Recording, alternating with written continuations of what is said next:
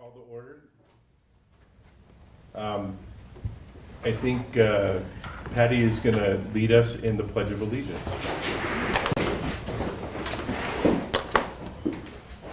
I pledge allegiance to the flag of the United States of America and to the republic for which it stands, one nation, under God, indivisible, with liberty and justice for all.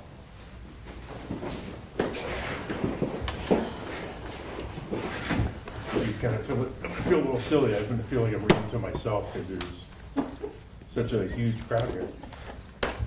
Public comment. At this time, public comment will be taken on those items that are within the jurisdiction and control of the Vacation Home Rental Advisory Board. Public comment is limited to 3 minutes per speaker.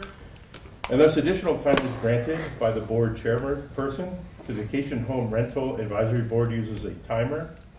Who wants to be the timer? Lauren will be the timer to ensure that everyone has an opportunity to speak. One person. We will start the timer when you begin.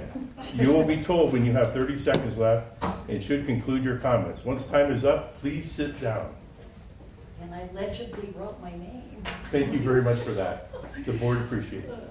Ellie Waller, I just want to thank all of you. I hope this year is a little less trying for everybody that's participated. I'm actually surprised there aren't other people here just to make maybe recommendations or have thoughts. I'm glad to have participated as much as I have. Yesterday I attended a TRPA Oversight Committee meeting, and Jennifer Davidson and Scott Morgan spoke, and maybe upcoming in the future, your meetings can be at the event center. At least they're looking at Douglas County getting more utilization and looking at the restrictions that are put on the event center for events. Meetings aren't events. I'm gonna personally get up at another Douglas County meeting and say $1.3 million ought to give us some meeting space. But thank you again. I hope that this year you folks get to go to the parking lot and all the things that have been discussed. And of course, density finally getting a definition that's understood. Thank you. Do we get credit where it's 100% audience participation? You do. You do. You do. We get a gold star on that. Uh-oh. Oh, no. Fire department. Okay, so on the approval of agenda, for possible action, approval of the proposed agenda, the VHR Advisory Board reserves the right to take items in a different order, which there's only two, to accomplish business in the most efficient manner, to combine two or more agenda items for consideration and to remove items from the agenda or delay discussion related to items on the agenda. So I move we pass it, we approve the proposed agenda. Second. any discussion? Just for the record, this is to approve the draft minutes of the November 15th, 2023 and November 29th, 2023 meeting of the advisory board. We're just approving the agenda. Oh, my bad. There we go. We're good. Days off is there. I was listening. So let's finish the agenda. So we had a second. Any discussion? None, no discussion? I'll bring it back to you guys. All in favor? Aye. Unanimous, 5-0. Okay. Now to what AJ just said. Approval of previous meeting minutes. So for possible action, discussion to approve the draft minutes of November 15th and the 29th of last year, 2023, meeting of the VHR Advisory Board. I move we approve the previous minutes as presented. I'll second. Any discussion? I sense none. All in favor? Aye. Thank you very much. Passes 5-0. And just for the record, I just want to note that everybody here, and including my staff, has gone through ethics training. And so they have gone through the boards, committees, and commission policies and procedures, Nevada ethics and government training, and open meeting law training. And those are filed, they're signed and filed at the Minden Inn at 1594 Esmeralda Avenue in Minden. So everybody's up to speed for the next year. Thank you very much for that. So on the administrative agenda, the chairperson will read the agenda title into the public record and will have the discretion to determine how the item will be presented, pretty much as written, I guess. The timing of agenda items is approximate unless otherwise indicated for a specific item. Agenda items may be considered ahead of others or after the schedule at 10 indicated by the agenda. Public comment may be taken on items that are identified for possible action at the discretion of the chairperson. So the next item is going to be for possible action on the election of a chair and a vice chair. So I'm going to split those in two, and being that it shouldn't take that long to do that. So first one, we'll have a discussion on the election of the chair of this board in compliance with your bylaws and per section code 20.622.060 subsection A6. So I will see if there's any public comment on that, on the chair. And sensing none from the audience, is bring it back to the board. My view is if it ain't broke, don't fix it. I think our chair has served us incredibly well with the commission, so I don't see any reason to change. Okay. I agree with this gentleman on my left. Third. Can you third it? I didn't ask Nikki and if they wanted to continue, but assuming they do and they're not terming out, I would This is not certainly be in mandatory. favor. Just like- Wait, It's whatever, however we vote. It's we vote. It's, She has to do it even if she doesn't want to? Oh, that's politics. No, subject to her agreement, I would Okay. propose to be, you're exactly right, Luna, thank So you. is that a motion? No, no, I I haven't move finished we discussion. continue Can with I the have present some leadership. discussion? no. I just wanted to say that it's really been an honor to work with all of you guys, and I'm happy to continue, but I'm also happy to step away if somebody else would like to take this chair, because it is a lot, not a lot, a little bit more work, and it's been very enlightening, and I hope that all of you at some point will get a chance to do this, should you choose to. I think it requires more diplomacy and more tact and more patience than I have. And so I just wanted to mention that about your personality, and I think that's why we all support you for chair. It's not just, it takes a little bit more time.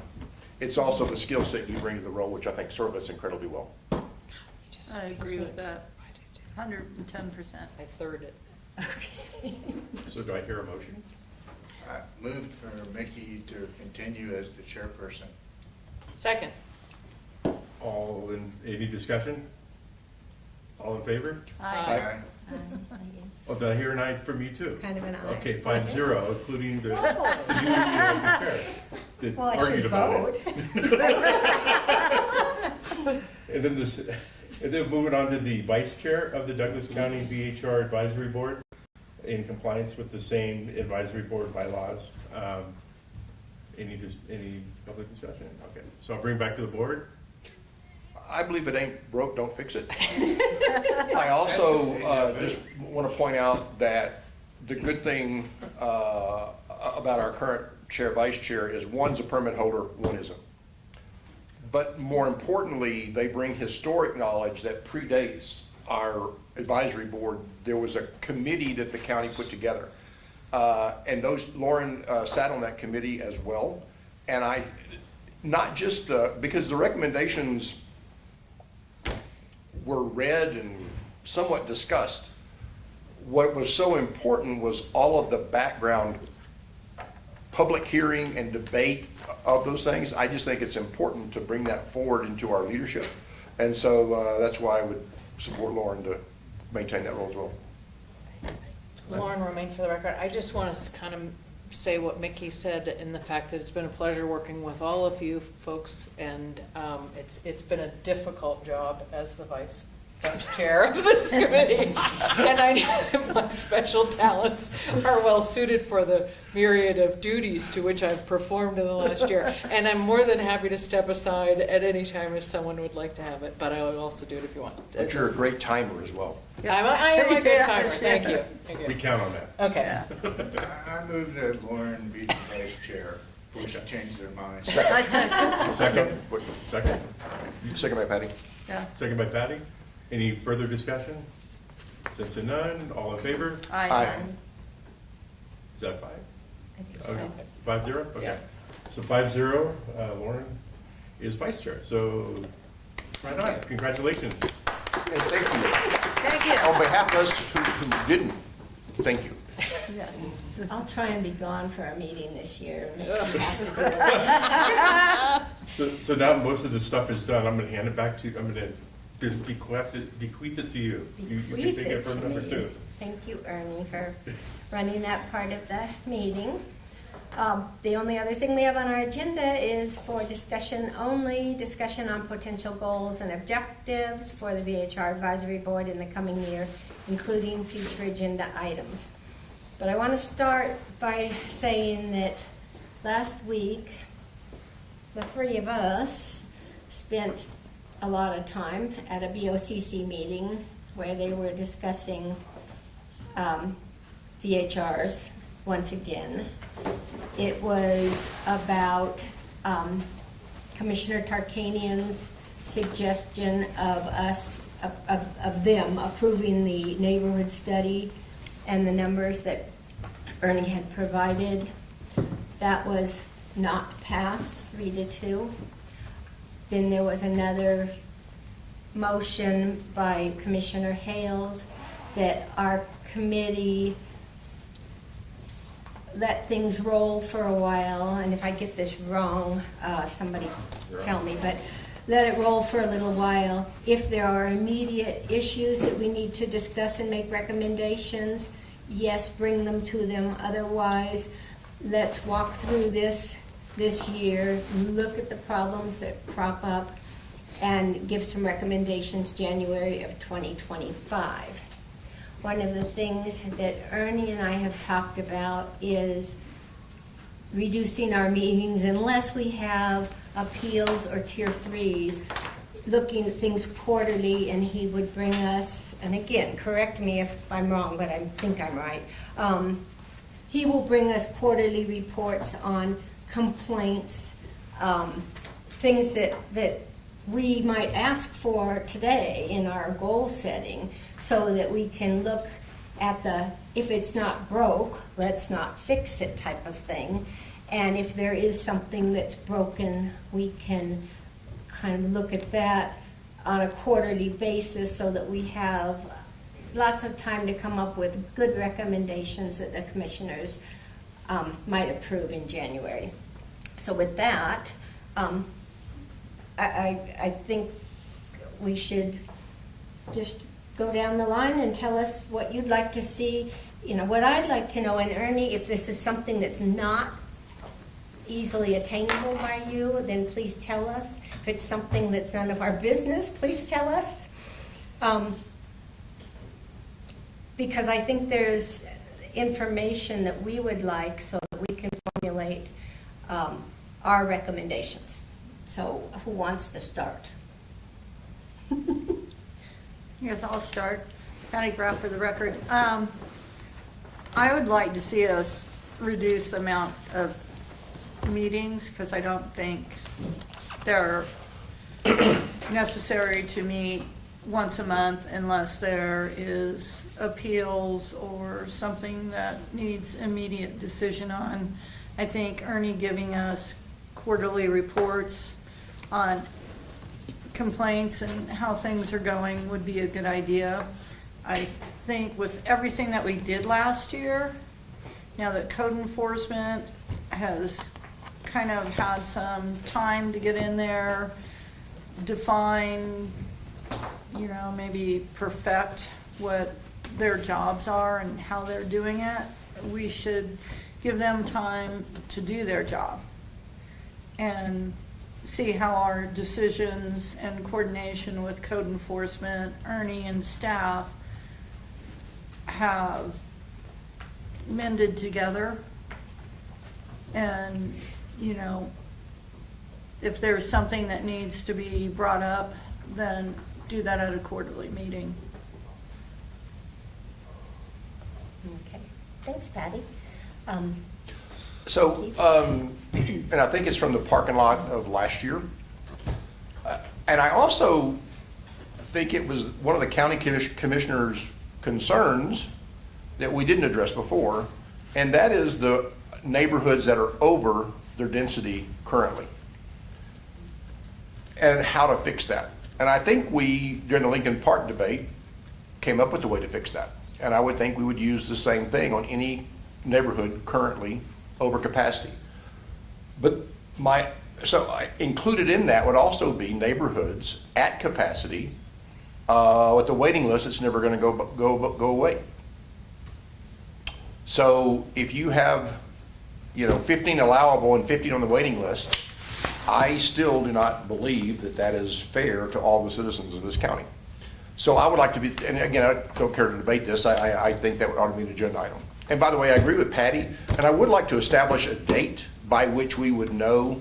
I think we can keep our calendars each meeting, because we have a duty on appeals, and if we could get a date that we know that it means to be canceled by, it would be good. So if the meeting is on the last Wednesday, or is it third Wednesday? Fourth. It's fourth or fifth? Fourth Wednesday. If by the second Wednesday each month we could know whether we're going to have it, that would be nice. The other one, again, it was, and by the way, this is purely an agenda item that I don't have an opinion on, but I feel strongly about it. And that is the adjacency. Because I've been all over the board with it. Before Lincoln Park, I was unwilling to touch adjacency because I saw a whole cul-de-sac, all VHRs, and I thought, good. They're all in one area. You're taking that density out of all these neighborhoods, pushing them there. It's a cul-de-sac. There's more parking, less parking issues. I like adjacency. However, when we got to Lincoln Park, we saw the exact opposite. 3 of the things were on one end of the street. And so we moved directly opposite from my view. I've also heard from different public commenters. There's a small street coming, I can't remember the name of the street, coming off Kingsbury Grade, and that they are almost all of their density is on that one street. So I feel strongly both ways, but I would like to have a debate really to hear public comment, because I just don't know. I'd like to hear from some people who think densities, the adjacency is an issue, and I'd like to hear from some people who said it isn't. And by the way, I'd like to expand it to multifamily. And I know this is very close to home. We have 2 buildings. We're 8% occupancy. Out of 25 units, we got 2 VHRs in my building. The next building, I think, has 21 units and has 8. And unfortunately, there's one area that's VHR, VHR, non-VHR, VHR, VHR, and VHR on top. Within 5 units across, 4 are VHRs, and the one right above, the one who's not a VHR, is a VHR. If there's ever an adjacency issue, it's that person. So in that discussion, and again, I don't know if adjacency is a problem. I kind of like where I am is like, I like having the adjacency is not a problem because it's the building. I have fewer. So like I said, I've gone all around this area, but just because the Lincoln Park debate, we seem to say adjacency is something I would like to think about whether we do that, and really that street that I can't remember the name, if anybody remembers the name of that street. Barton Court? Nope. The one on No, it's like Kingsbury? Juniper, or it's one of the ones off. You- I know what you Yeah, mean. it's a little short road, and part of it's private. Oh, Yeah. You know what I'm talking about? yes. where we had that tier 3. Yep. I know which one you mean. But yeah, and there was a street where there were like 5 or 6 right in a row. I just like to have a debate, but I don't even know where I am on the debate. I'd like to get it resolved in my mind so I can stop thinking about it one way or the other. And that's really all my items. And perhaps you or some of us do some little investigating on our own and talking to the neighbors so that we can come back with information. Because getting people into the room is always a little difficult.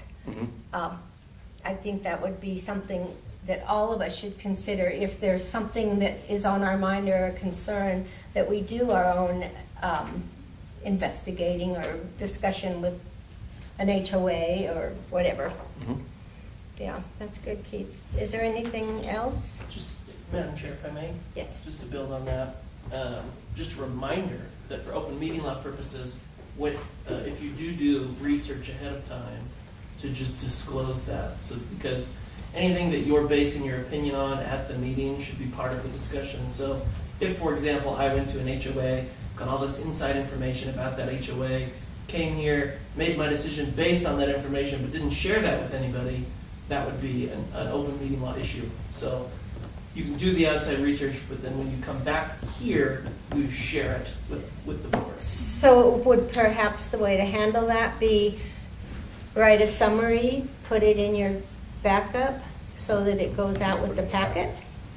It could, or it could just be a disclosure at the beginning of the item. If Okay. an item is about, say, I don't know, one of the Kingsbury neighborhoods, and you've gone into that Kingsbury neighborhood and took your own pictures and did your own measurements or whatever, just at the beginning of the item, the traditional way, you would just, as a disclosure, you would say, I just want everybody to know, I went to that neighborhood, I checked out the street widths, the sizes, I took some pictures, and I'll share those as they become relevant. That could be the. Madam Chair, I think we probably have a requirement and a best practice. So the requirement would be that you share it at the first meeting, but as a best practice, if you have information you'd like to share, I like to think about it. So if you could present it so that it could be presented back to the group, I would prefer that. That way I can see what you're seeing that might influence my opinion as well. Sure. And just if we're going to do it that way, the information will be provided to county staff, and then will be distributed out to the board all at the same time so that the board's receiving it at the same time as the public. So a board member then could take a look themselves and see if, yeah, I like You that. share it with us and we'll put it in the packet. Yeah, okay, That way I have a couple days to look at it. sure. No, I You like don't that share. idea. Glenn? Could I ask if Ernie Strelo knows how many neighborhoods are oversubscribed and have a waiting list currently? Ernie Strelo, for the Pass that record, down. I can go off of my memory, which is a Okay. questionable activity. I think it's 15. 15 of the neighborhoods? It's about 15. I printed it Okay. out this morning. The I would neighborhood, just say The that ones that are I can full. actually open up the. when we try to reduce density like Lincoln Park, in my mind, if there have not been any complaints in those neighborhoods, I would prefer there to be attrition as a way to lower the density. But I can I create think that data for you too. if there were complaints, then of course I would say that other methods would be used to take it, because we want to do what's right for the neighbors. Yeah, and Ernie Strelo, for the record, some of the neighborhoods may be oversubscribed because we recently reduced the density, such as in the multifamily up in Upper Kingsbury, right? They were 20%, we brought them down to 15, but we didn't pull permits, they have to expire. So we're at 17% now, and it's I'm still just more to making- go. Yeah, You're I right. just, in my mind, I prefer attrition because so many people are involved with a vacation rental that it's best if we need 2 less over, maybe in a year, 2 people would give up rather than, just yank Some somebody neighborhoods else. will that's- naturally attrition, Yeah, some neighborhoods will not.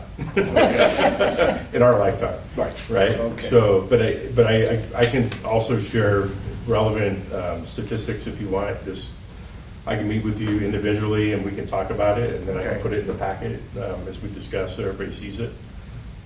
So, Good segue, huh? I was gonna say, it's like, oh my gosh, well, I wrote all my stuff down, so, okay.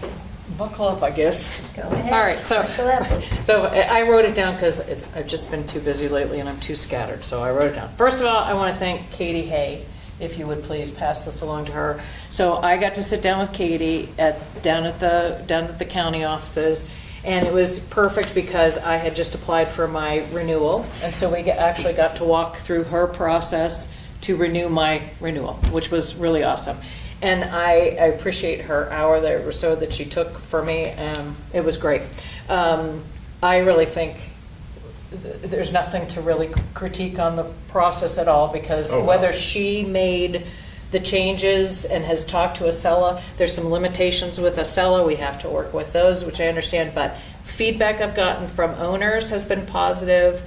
I just went through it, and they say the first time is the worst, and then after that it's much better. And so it really feels good that permitting process is in We good heard you hands. last year, because it was pretty Yeah. ugly last year. Yeah, it was great. So it's nice to be out in the neighborhoods and stuff and run into somebody and they go, oh, I just renewed, and it worked out really well. So I say, hey, kudos to you guys for getting that together, and Acela seems to be working fine. I also met with Michael Felton, who is the code enforcement guy, who is up here, has offices over at the fire department. My HOA manager reached out to him. I went along, and we drove him through the neighborhood, explained some of the issues, and he's fantastic. So I have to say, and we just worked out an issue this weekend too, and it was kind of a collaboration between Douglas County Code Enforcement, my HOA management, and unfortunately it was next to my house, and myself, to fix the issues, and so that was fantastic. So I have to say kudos to those guys for that. My overall goal is to let things calm down. I think the whack-a-mole and just ideas driven from whole cloth is kind of not the way to go about problem solving. And so to me, is to really let things calm down, number one, and number two, to start collecting data.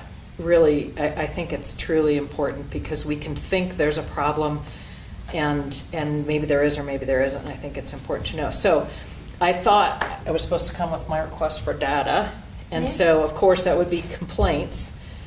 And on that, and I have no idea if this is easy to get or not easy to get. I mean, just because I'm requesting doesn't mean that it happens, but the type, the action by the county, the type of management that the VHR has, and so the company name, if it's a property manager, if it's an owner, whether it's a distant living owner or a local owner.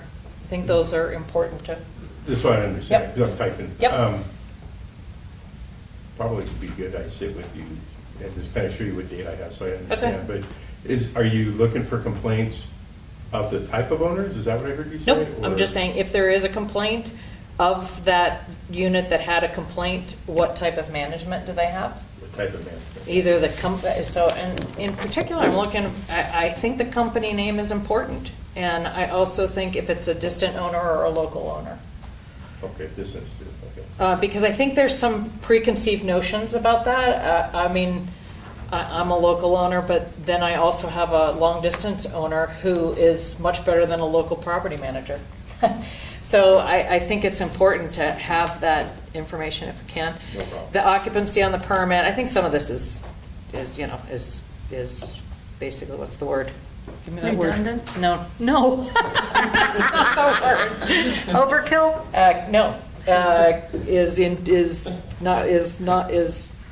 basically, Too much we would think we would, information? no, Patty, you're going the definitely wrong Is direction. that basic information? You're like a law enforcement Trigger, manual.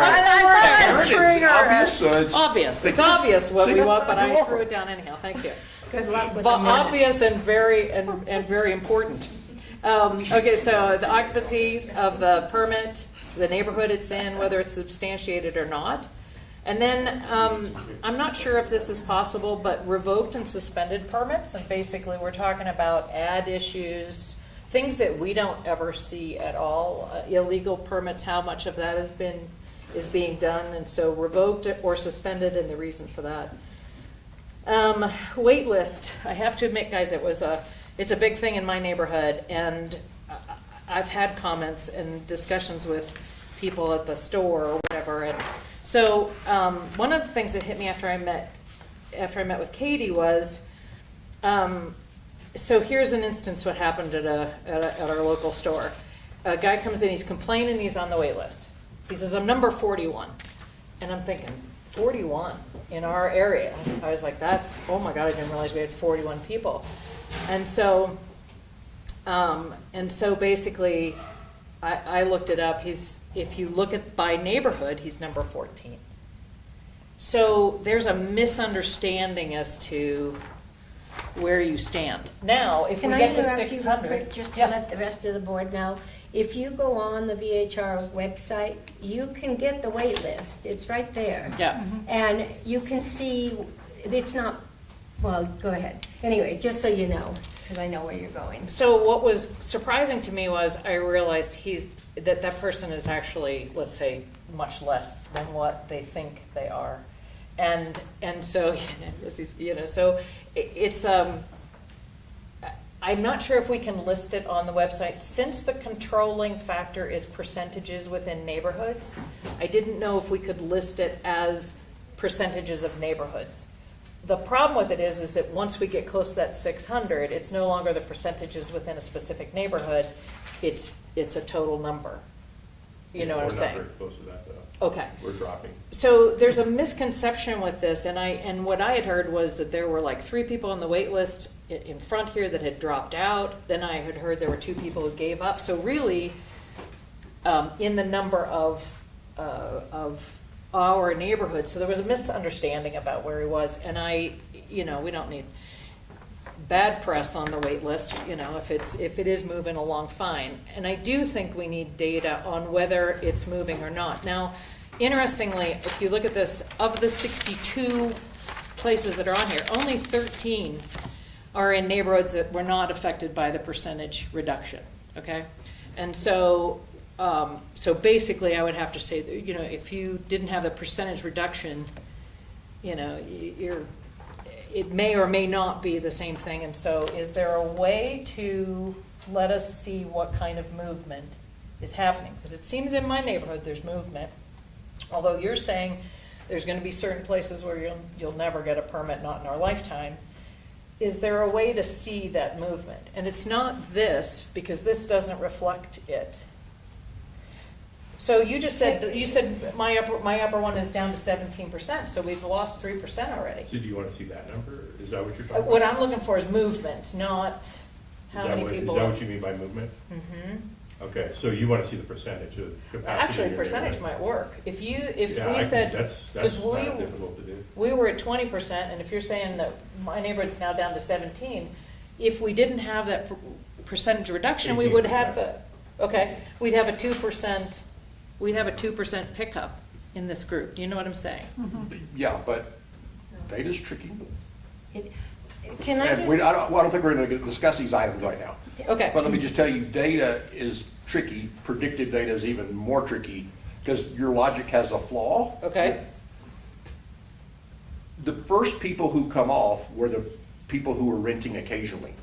I don't want to go through this crap. Well, yeah. And so what you're going to get, the smaller you get, the more consistent the mass. Gotcha. So there's outliers. So, Okay. but anyway, let's not discuss this right now. Yeah, Let's put it on the but agenda I item. got what you're saying, and I think what we might be able to do is you say, if a neighborhood falls below a certain percentage of whatever, then we kick into something else. And so that's where I'm saying, I think it's important to see the percentage movement. And right now it has to be percentage movement because we've reduced it in those neighborhoods. Yeah, because So- you're at 18% right now, and you have 20 on the wait list, is what I'm reading. Yeah, okay. For that, because we don't have a wait list for neighborhoods that aren't constrained. Right, We- right. Okay. Okay, So when I just want to make sure I understand the terminology. So you're right, I don't have predictive software, so I don't. no, But what I can do is I can put, we can update the percentage of utilization, or the neighborhood utilization, 18% in your instance, and update it weekly or monthly.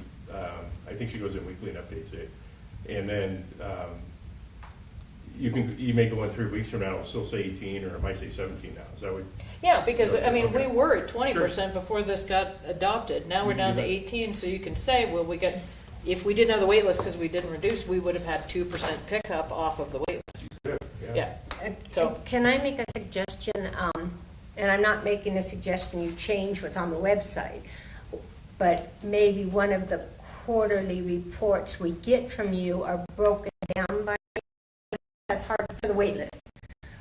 If that's something that you can or can't do. I have it, yeah, I can put it So in the if packet. that could be in Yeah. our packets Mhm. in the future for the neighborhoods, that way we So can is that look how you want at. it, in the We packet? can, yeah, we can look at the beach club and see that separately, kind of like what you did with your backup for the BOCC, where you had each neighborhood and what their occupancy was. That was great data. And I don't know if you guys saw it, but it was really interesting data to see that the high occupancies in all that area. I'm off track here, but when we see it a certain way, we can look at it differently and identify if one neighborhood needs to be treated more on the template of Lincoln Park and one neighborhood does not. Because I don't think we are one size fits all. Anyway, I butted in. But I do think, Lauren, I think we ought to, when we're talking about data, we ought to talk about concept, and because I think we ought to put things forward, and Ernie might say, well, have you thought about this? You know, because as far as waiting lists, same store sales would really be the analogy. What you really want to see is what's the waiting list that's now versus and a year ago, who are the same, because people will drop off. What's that churn? Are you getting 0%, 1%, 5%, 10% through that waiting list each year? And that'll give you an indication of it. So I think what we're interested in is, if you have a waiting list, what's your anticipated, right? Or just when you're going to get a permit, right? And on the first one, I think it was, we're looking for the correlations of complaints versus the criteria you mentioned, We right? do track churn rate, too. Yeah. Okay. I have that. Ernie Strela for the record, I'm sorry. Is that? Oh, Can no, I say was something just real gonna quick? tell Lauren to keep going, but go ahead. Well, this is to Lauren. Yeah. Well, what I can do is, I could provide that anytime. I mean, I have that data, and update, what you're asking is also on the website, so we can add that on the website for people to look at. What it might make sense too is, to what AJ said, we can put it in the public record as data that we provide to you, is I can sit with you individually. I can't as a forum, I do it individual. But we can kind of go through the data I do have and see what's helpful to you. That way you can see what's helpful to you, and then we can kind of concatenate a list of stuff that's important, that's going to be part of your decision, and I'll just add it to the packet, so everybody can see it next Okay. time. Would that help? Yeah, and I think because of the percentage reduction, I think a historic percentage in all these specific neighborhoods and where we are today since that passage of that would be good to see. Once that reduction gets down to the percentages, then I think that just the movement on this will be fine. But it's just more of until we reach the percentages, we're going to me, we have to do two separate things. And the other thing that was interesting was I didn't realize that people, I guess, now people fall off the wait list. Some people don't pay to re-up and stay on. They maybe made different decisions, and it would be good to see how many people also jump off the wait list, because that is also movement. Okay, and then the other thing that was, another thing that was interesting to me is, I think as we look at this stuff, and Mickey, you mentioned, how many 10s were along, and I'm sorry I wasn't here for that meeting, and I feel that there's still parts that I need to get caught up on, but, how many 10s were there in one section? Are we incentivizing or disincentivizing? You're saying those people that finally said, I've had enough with this, I'm not doing it anymore, are smaller people like myself who aren't doing it for the investment. I'm doing it for some cost defrayal, and that's it. And so I think we haven't kept those types of things in mind when we're making decisions. And an example of that is the fee structure. And there are many places in other counties where they charge you per bedroom, or they charge you something because a smaller VHR's ability to make money is not the same in a 4 as it is in a 10, but we charge the same amount. So when you look at it, a 4 is gonna have to rent a whole heck of a lot more, which 4s don't rent as much, but a 4 is gonna have to rent a whole heck of a lot more in order to recoup the costs of running this operation. And so a lot of people like myself have said, it's not worth it to me anymore, and I'm not sure that's where we wanna go. So, I can talk to the fee, Ernie Strela for the record. So we had an outside agency do our fee studies, Yeah. right? And it was based on activity, right? It's the same amount of work, like for tier 3, whether you're a 12-bedroom or a 2-bedroom, you know, if you're going for 12 occupancy or, I guess, 24 occupancy. It's the same amount of work. We have to put presentations together, there's accounting work involved. And it was decided at this, when they did the study, the same thing with a tier 2, you know, even though the bedrooms range. Now, if you created additional tiers, and there was a different level of work required for a new tier 2 or a new tier 1.5 or whatever you want to call it, that's taken into account when they determine the fees, right? And so that's kind of where the consultant took us, you know, when we did the fee study. So we took a stab at it, we gave it to a consultant, the consultant modified it, and that's how it came about. So you're absolutely right. If you have a 4 occupancy or a 10 occupancy, you're getting charged the same as a 10 occupancy, but based on the amount of work and time put into permitting the property, it's the same amount of work for us. And that's Every kind of how accountant they in the determine world knows the right answer is, what do you want it to be? it. Yeah. And I'm sure they did not look at the number of complaints. Not on, So when you take all of code enforcement and spread that cost based on occupancy, you're gonna find dramatically different cost to the county for higher occupancy than lower occupancy. well, we don't know that. Well, we'd No, have we to do do know the study. that. We have a pretty good Can I city. ask you guys to please state your name so that Katie Oh, sorry. doesn't go crazy doing the minutes? Keith Meyer, Riesel, Texas, USA, for the record. We had a number of complaints by occupancy. And you saw, as we used for our last proposal, that 8s were most, 6 was next, and 4 was next to nothing, right? That was the information we had. And maybe it's changed, don't get me wrong. But if you want Lauren's point, and I do agree with Lauren, everything has unintended consequences. And you might push people out of the market who are truly the ones not causing the problems, and you're gonna be left with the people who really, this is my business, and I'm gonna fight tooth and nail to keep it. So it depends on how you look at cost. I agree, your administrative cost, your staff, doesn't matter if it's 4, 6, or 8, it's exactly the same process, exactly the same cost. If you were to take enforcement and number of complaints, not even verified, and spread that over occupancy, you're gonna dramatically different number. and I just think it's the And they other don't time. pay for it. I would just say, to be fair, the larger ones are paying more because they pay 14%. So they get higher rents if they have more bedrooms in their larger homes. But considering it's 14%, it might be good if they figure out a way with the revenue being so much higher here than it is. Like I have a friend that rents in Mammoth, and I think he pays 8%. I'm thinking for 14%, maybe they could come away with some attempt in the future just to lower the fees for the permit for everyone. Because somebody that has a real busy tier 3, maybe they're really only at 15% with the TOT they pay total, maybe only 1% more with their fee. But somebody with a small one is maybe really paying 20% or 22% of their income. And that isn't quite justifiable because there isn't any more work for the small one. And I appreciate your comments, Glenn, but unfortunately, the taxes are set by state legislature, the TOT taxes, not by, and I think that's what you were talking about with the 14%. Well, it just, it just adds up to 14%, but it doesn't all go to like Right. one person. It's like Right, 2% right. for this and 1% for that.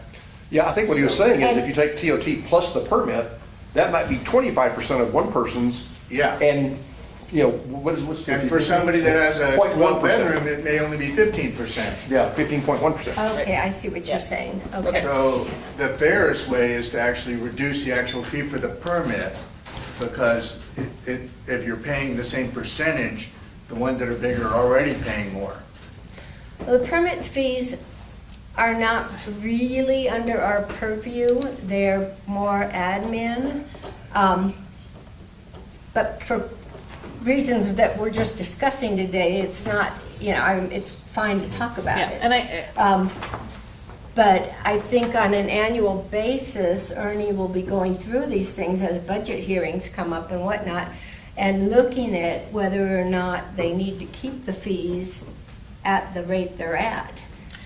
So- You wanted to tie that to number, so when you asked previously about complaints, Yep, data type, action, what type of property manager, local distance, occupancy, neighborhood, substantiated or not, revoked or not, illegal permits and reason based on occupancy, right?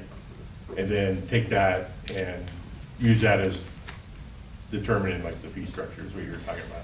no, Oh, that was okay. only asking for data, but what I'm talking about is, I think when we start talking about changes, I think one of the things we need to think about, and once we get the data that shows which ones are causing more problems and which ones aren't, then my question is why, is our goal to disincentivize smaller VHRs? And if it is, in my opinion, we're going that way.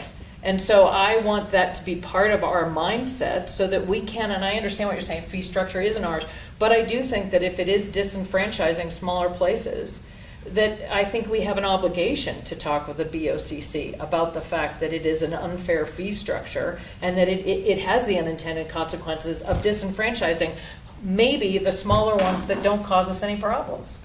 So we're kind of chasing our own tail if we disincentivize those, get these bigger investment class people in who don't care, who then create more of the issue possibly. And you'll recall, one of our recommendations was to split the tiers up. And that had a lot to do with permit fees when we Yes. made that decision. Yes.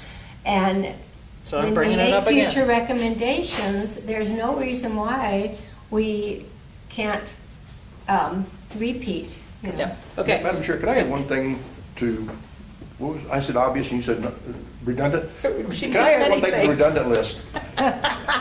And the good thing is we're down to like 150 complaints. It would be interesting to know the distance between the complainer and the complaint, or I don't know. between the VHR permit holder and the person issuing the complaint. Yeah. It would be interesting to see if it's 25, the average is 25 feet, 50 feet, 75 feet. Couldn't you, with your maps, wouldn't that be pretty easy? Not easy, but it can be done. Could you investigate and see, is that a 2-minute project per You want me to do an complaint? investigation, how long it's gonna take me to do a distance? Sorry, Well, you have maps. Every tier 3, you showed us a little thing. I don't know if that slide took you 2 minutes or if that slide took you 25 minutes. If it takes you 25, 30 minutes a complaint, I don't want to waste your time. If that's literally a 2 or 3 minute process for you to gather that data 100 times, is 200 minutes. I see your point, and so I guess what I'm saying is, the underlying thing to this request is, what are the correlations between complaints and potential causal factors? And so what Lauren just mentioned is a bunch of causal factors. And wouldn't it be terrible if the biggest causal factor was distance between houses and we didn't look at it?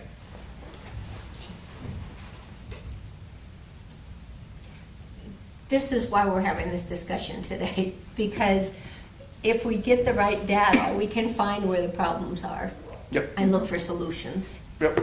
And I really would encourage all of you that have questions to sit with Ernie at his office and let him show you what he can or cannot pull up on a screen within, a few minutes' time. I'm almost done. Go ahead. Okay, so density I agree with. However, I am a person who knows of two places where them being together is a wonderful thing, and I know of places where them being together is not a wonderful thing. So I think the reason, and I apologize again, I was not here for your Lincoln Park discussion. I still don't truly understand what actually happened. So, but I think the reason that we did not make a recommendation is because the solution has not yet become aware, and there may possibly not be a solution to this other than ensuring that the people that are occupying those places are behaving properly. And then, since I have the soapbox, I will go with one more thing. It is not within our purview, I understand, but I do feel, once again, like Michael used to talk about, please look at the transcript or whatever, I am once again going to bring up the safety in the mountains on our streets. We have not had a winter storm yet. We've had snow events, but we've not had a winter storm. And the first storm we had, there were 2 vehicles abandoned on Tramway who blocked someone from being able to get to work because they couldn't get out of parking.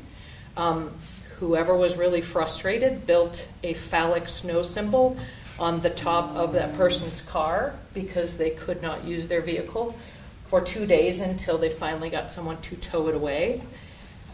These are not small issues of these vehicles being in our neighborhoods. That's not a safety issue, that's more of a pain in the butt issue. The second the second snow event we had, my next door neighbor could not make it up the last road. They kept trying to wave her around, but she needed to make a right. So she got out of her car, walked up, and she said, I'm trying to get up my street. And they said, we're stuck. Can you get out of your car and push? Okay, this is the type of stuff that has to happen when people are coming home from work. Not a safety issue, pain in the butt issue, I get it. So then others were unable to park, so now their issue is other people aren't able to make it up the last couple of hills because they don't have the proper equipment, so they park down below. There is no extra parking down below, that's for these people. And so it creates a whole problem of parking availability because people are coming up without the proper equipment. And then, of course, you all know about the 12-car pileup. And one of the reasons I've heard we can't now, I've looked into it, the yellow lights on 207 are regulatory. They are like a speed limit. They are regulatory in the state of Nevada. Now, I've looked into it, you can't find the answers easily, but 12-car pileup, and if we want to say, look, we don't want to stop people from coming up because they're tourists and they're on vacation and whatever. In that 12-car pileup, from my understanding, was a van family, and the kids came into the convenience store screaming that they didn't want to die. I am not sure that that is a really great way to bring more tourists to Tahoe. People don't understand how dangerous it is. And I'll say one other thing on the 12-car pileup. A friend of mine left the store and went up that exact hill 15 minutes before that happened. She had the right equipment. It wasn't a problem. And we are allowing these people into these residential neighborhoods, and somehow we have got to keep that in mind that it's dangerous. And there are days during these snow events that I don't go to the grocery store, not because I can't make it. I don't need to go to the grocery store, actually. I probably should not go. But because there are people out there who do not have the proper equipment and are dangerous, i.e. the 12-car pileup.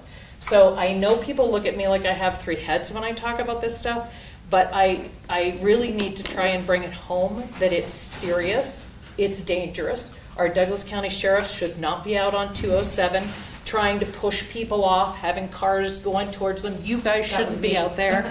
You guys should not be out there having to do that. It is not right.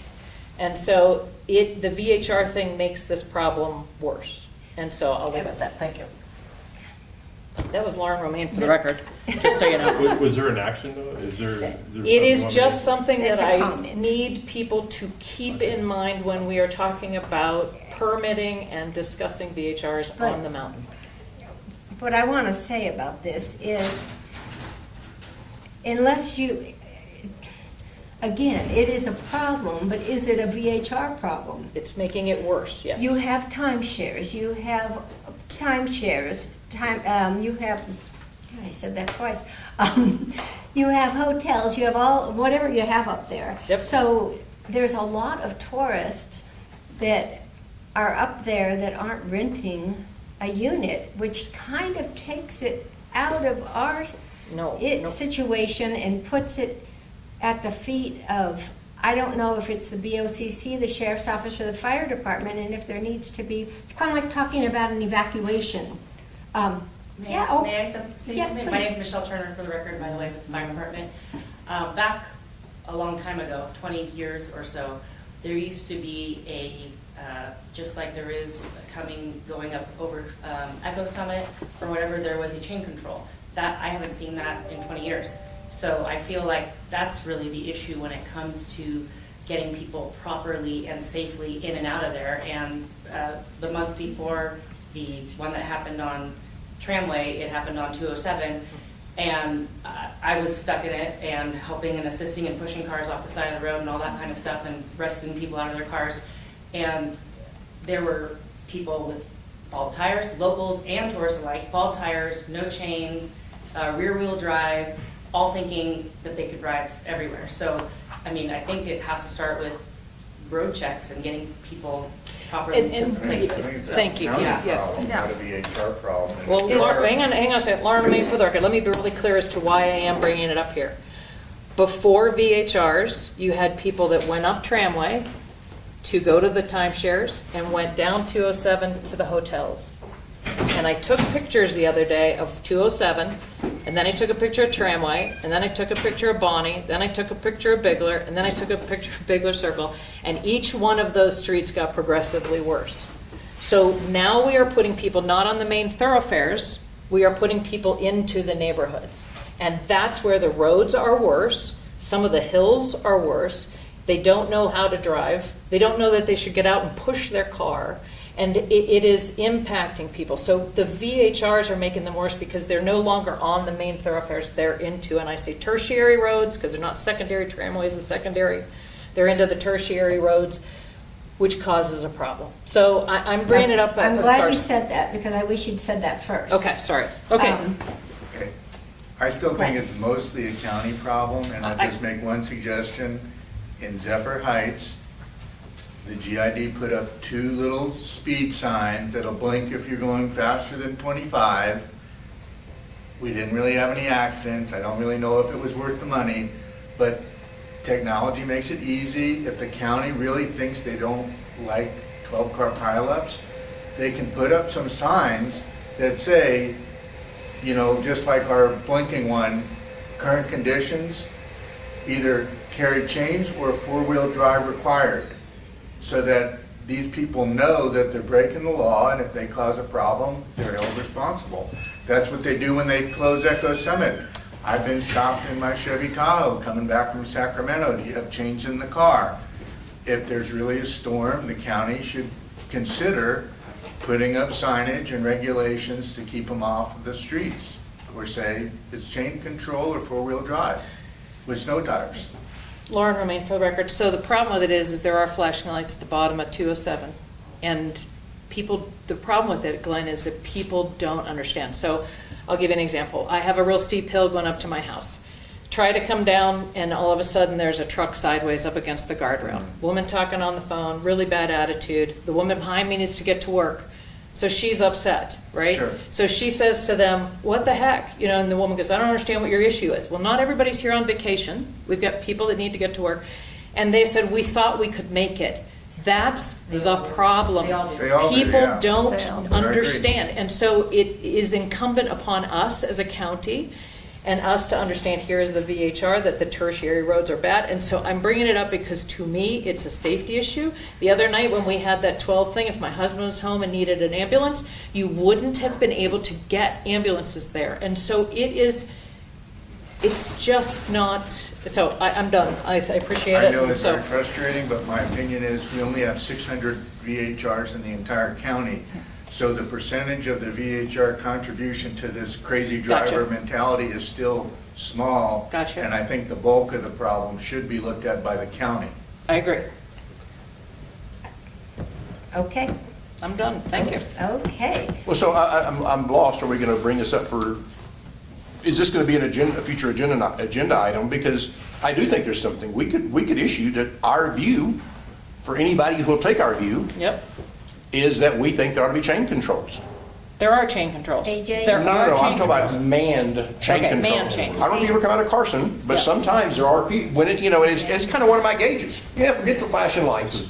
If I see the people there, that's important. AJ, But we can always say that we believe that, who should be dealing with this issue? It is a safety issue, but it's not a VHR issue, in my opinion. It's a county situation. And NDOT. And I've forgotten your name, Michelle. Michelle said, they used to have though chain control people on Kingsbury Grade. When I first moved here, you didn't get to go up the hill until they looked at your tires and looked at your chains. But I don't think that's our job.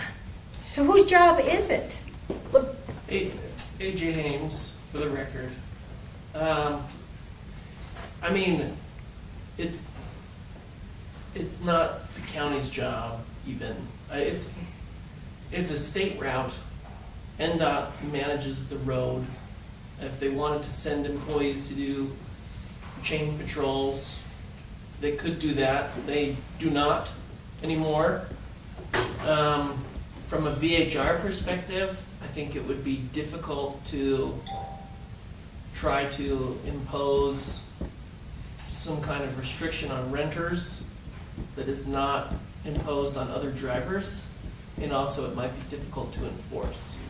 It's something that we could discuss at a future meeting, but it's really likely sort of out of our hands. So if I AJ. could, just one thing, Lauren Romaine for the record. So the point I'm trying to bring up, because every time I get three heads, the look of that, is the fact that it's really easy when you talk about evacuating for a fire at the lake. We all get it. I mean, it's a problem. Okay, you're down the middle of 50, which way you're gonna go, how are you gonna get out of there? There's only two ways to go. Everyone gets that. What seems to be the frustration for me is no one seems to get the dangerous situations that are happening up in our residential neighborhoods because these people are now up in there. And all I'm saying is, are we incentivizing small or large? I think we also need to have in mind when we talk about, and maybe when they go up there to look at a place, as to this issue of safety with the roads at the top of the mountain, which is to me as extreme as trying to evacuate fires. It's just something that I think we need to understand our environment and realize that if there's anything that we can do in order to help that situation, we should. So what I'm thinking is perhaps we make a recommendation to the BOCC to write a letter to somebody. Well, I mean, because that's really all they can do. but you think about it. Highway 50 going to two lanes is not a county issue, at all. How involved were they being vocal about getting, is Highway 50 going to be 2 lanes or 4 lanes? Douglas County has nothing to do with that highway, but they were very involved. Yes. And the same thing, and again, I come back to Lauren's issue. There are roads, when you get a building permit and you have zoning, the infrastructure supporting that, the road size, the grade, everything else supports that. A VHR is a tourist destination, which is not in those. And so I agree, I don't think it's underlying cause. I don't think, 600 compared to what, 3,000 or 4,000 units, I don't think it's a major cause. But it would, so I think we could, ask a recommendation could be that county commissioners look at this, that I think that we only believe VHRs exacerbate, they're not the underlying cause. Exactly. But because of that, we believe that they should, should send a strong request to the state to have chain controls enacted when we need them. Days. Monitored. Monitor chain, yeah. And as individuals, you can also do that and ask the county commissioners. Yeah. Um, Or maybe I could just buy an orange vest and do it. Okay. Sorry, you can't. I'm good, and it's fine. I appreciate that, and I think, I will bring it back up again, because it is, like, especially this time of year, it's a constant Ernie. problem. Ernie? Ernie Strelo for the records, what I can do, I mean, it's a valid, if you want to do a request like that, when we do our next presentation on whatever, if you have anything, coming up, we can, you can add that, you can calendar it, we can put it on and approve, you guys can approve a motion to add that kind of language, and we can develop something to provide to them as part of that. They can vote on that, and, and then go from there, if that's okay.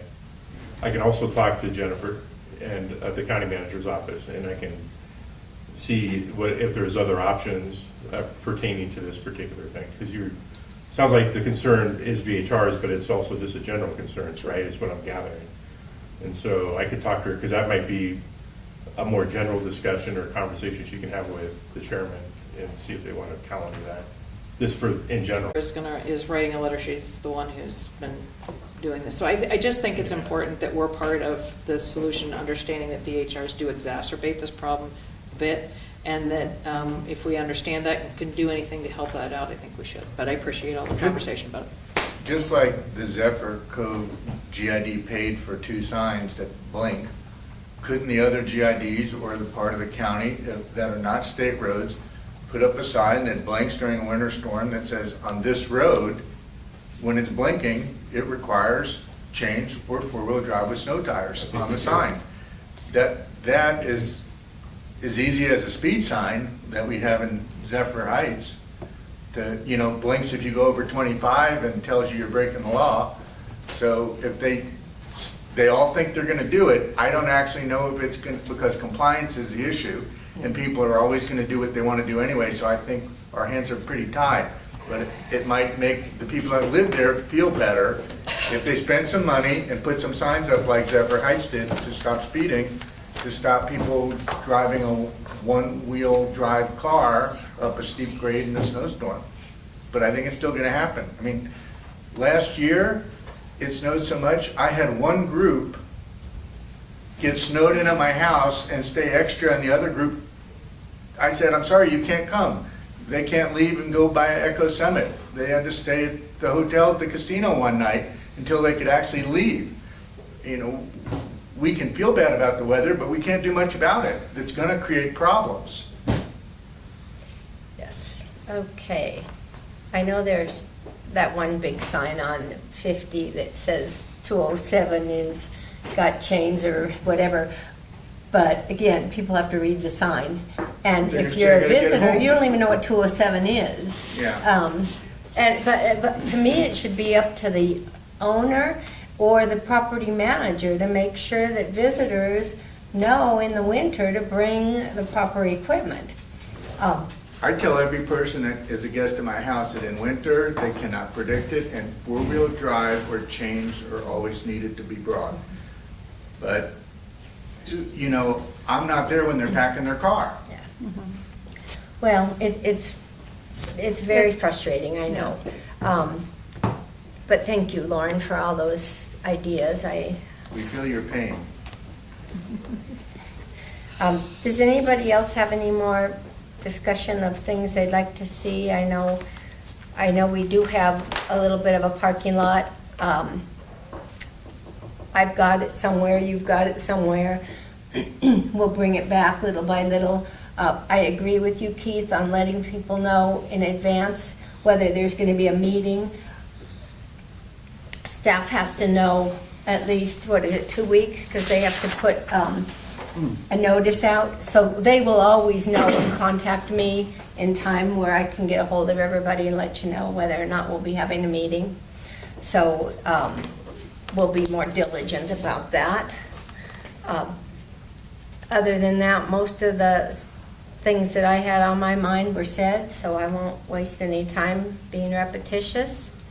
Redundant? What's that? Redundant? Yeah, oh, I don't want to be redundant, yeah, the word of the day. Can I go back through the list, just make sure I captured? Yeah, please do.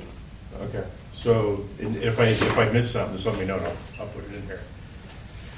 So, so the first one I had here was quarterly reports on the program and code enforcement activity. I guess that was general information, and we can sit down and figure out what that means. Keith.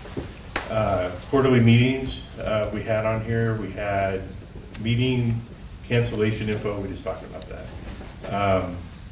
Board discussion on adjacency. These are my notes, so I apologize if it's kind of written a certain way. density discussion, so I think I was trying to capture what you were talking about, are the code complaints from next door, or are they across the way, or what's the density and stuff when they're coming in, is the way I understood it. And then talking about, do you wanted to have a discussion, debate, and data on multifamily stuff also included in that. I don't know what I wrote for number 5, I'm not gonna read that one. Number 6, complaints. Lauren, this is the data, the type, action, the type of property, type of property manager, if they have one. Local, or the distance owner, occupancy, neighborhood, the neighborhood that they're happening in, substantiated or not, revoked or not. So you wanted a list of, if we revoke permits, why were they revoked, or were they not revoked? Is there illegal permits, or illegal, I guess, revocations because of illegal renting, I think is what you meant. And the reason, right, which is probably, that's the reason. And then you talked about the neighborhood percentage quarterly. In the meeting here, I'll bring that, and the wait list info here, and then we'll also create a process to put it on the website. I think it's a valid request. I didn't know that the people were having problems. So that's good information. So we'll fix that. I'll talk to Katie Hay about working with Colleen on that. We had churn rate and why. We do track turnover rates. I don't know if we always have why. I mean, we do know if they drop out, they just don't want them anymore, they don't renew. Beyond that, I don't have data. I don't ask. And then the next one is historical. Oh, this is the historical density by neighborhood, I think is what you said over time. You wanted to like look at historically, what's the density been in the neighborhood? So you said historical and by neighborhoods. And then we had the fee structure based on occupancy and issues. I didn't have an action, but that was a note that I took, so you guys want to talk about that. Action, complaints and distance factor, again, I have that again, so somebody else must have brought it up. How easy is it to get that information? That's what you were asking. I don't know. I don't know how difficult. Then a comment, we talked about safety on streets, vehicles blocked on tramway, which kind of segued into what we just talked about. So I put a note here to what you said, because I think you both were kind of, Glenn and Lauren were kind of saying the same thing, maybe meant different things from it, but I think it may be a county issue that we need to have a manned outpost or whatever outpost to make sure you put chains on the car like they do on Echo Summit, you know, where they have the trailer up there. So I'll talk to Jen and Wes and see if that's something they want to bring up, and I'll let you know what they said. And tell them that you guys are thinking that maybe the best way to do it is a letter to NDOT for that action. That's probably all I got on that, right? Lauren, for the record, just, no, you don't want to have to type, but I don't think, but just to clarify, so tramway's really no big deal because it's a secondary road. It's Right. Bigler, it's the tertiary roads where these things are now happening. So The it used to be sliding? 207, it used to be tramway. Now it's often these tertiary roads in the Oh. neighborhoods. That's the, Yeah, you Yeah. remember about a year and a half ago, I did winter and summer. That's why I did that. Mm-hmm. Yeah. by the way. So No, now it you know makes why I did sense. it. So, we just never wanted to do that, Yeah. I think. But that's, I can bring that context into that discussion also. thank you. I don't know if that's a GID thing though or not, because I think the GIDs own a lot of the roads, the KGID. Okay, don't know. what I'm trying to say is, if you stop them from coming up the mountain, then they don't get on the GID don't roads get in there. and get Okay, I stuck got on you. the GID roads, where when you try to get them towed, they go, I'm sorry, that's not a, you know, so I Gotcha, can't, gotcha. you know, so Okay. You're that's saying what's happening. Don't let them get to that point. Yeah. Correct, Okay, yes, okay, thank you. Okay. Did I capture everything? Yes. And Did you? I think that's Okay. kind of what you were talking about, with getting somebody Okay. We're to aligned. stop people so they don't Don't get get to it, those yeah. roads, and that would be great. I just wanted to say 2 things. I thought we did a really great job with attacking the Lincoln Park situation. I was really proud of the recommendations we gave. I got very good feedback from the commissioners for being not just not just coming up with things that were out of the box, but for being so swift in getting back to them. And, you know, remind you that the other thing, of course, we won't be looking at, but might change our lives, is this initiative that's the signatures are being counted or checked right now. So Could that's you, one Madam thing. Chair, can you expand, why would that affect us? Oh, I'm just saying, well, if they ban VHRs, we wouldn't have jobs. No, I know what you're talking about, we wouldn't know that till November These are the anyway. things we kind of want to see, No, that's I why get we the kind of impact want, of that, yeah. we want to wait and Yeah. see before we waste our time making a bunch of Yeah, yeah, yeah. recommendations. That's Yeah. all I was getting at with that. And that's all I've got for anybody, so if anybody has more discussion, otherwise we'll go to closing public comment. Public comment on everything we just talked Oh, about. wait a minute, I gotta do my only job I got. I'll make it Let me reset it. 3 minutes. It's a good thing you're not I'll behind that. write it down and send it. Won't hit it till you say your name. Ellie Waller, the one you talked about the most is the chain controls. I went to all the NDOT meetings as part of that US 50. It wasn't Douglas County doing anything until we made all the noise at those meetings and at the Board of Commissioners.